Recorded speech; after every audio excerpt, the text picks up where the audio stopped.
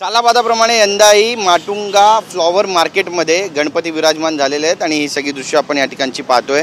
अगदी सुंदर अशी प्रतिकृती उभारण्यात आलेली आहे आणि जे रंगसंगती आहे ती सुद्धा आपल्याला पाहायला मिळते। हे संपूर्ण जे डेकोरेशन करण्यात आलेलं आहे, देखावा करण्यात आलेला तो फुलांचा देखावा करण्यात आलेला आहे। दोन मयूर आपल्याला या ठिकाणी दिसतात, मोर दिसतात आणि त्या मोरांना देखील फुलांना सजवण्यात आलेलं आहे आणि विविध रंगाच्या फुलांनी सजून फ्लॉवर मार्केटचा राजा विराजमान झालेला आहे। आपण पाहतोय की यंदाचं 52वं वर्ष आहे।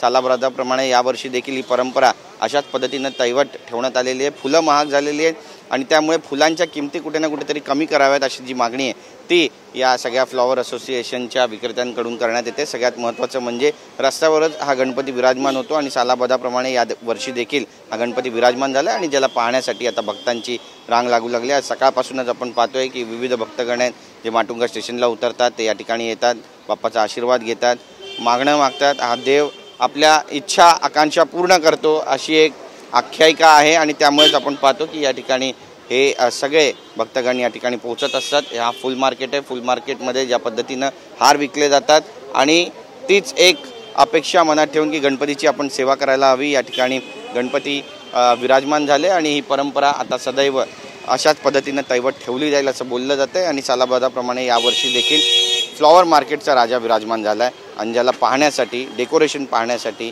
गणपतीचं मनमोहक रूप पाहण्यासाठी भक्तगण येऊ लागले आहेत। कॅमेरा पर्सन संतोष कदमसह गिरीश गायकवाड, TV9 मराठी, मुंबई।